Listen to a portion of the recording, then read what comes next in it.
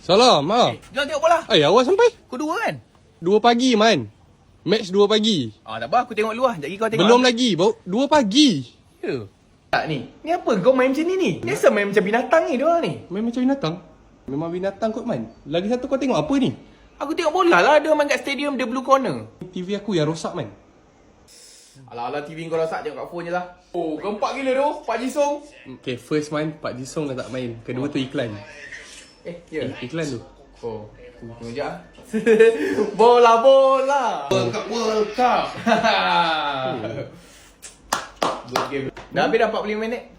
Bukan, man. Itu baru half time. Ya. Ha. Basket. World Cup.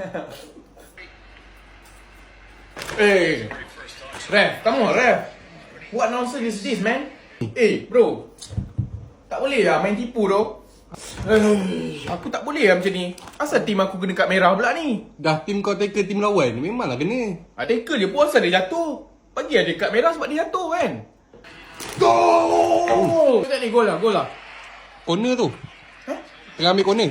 Oh ya? Bagus lah Syukur Adan ni. Cedera Mbappe tu.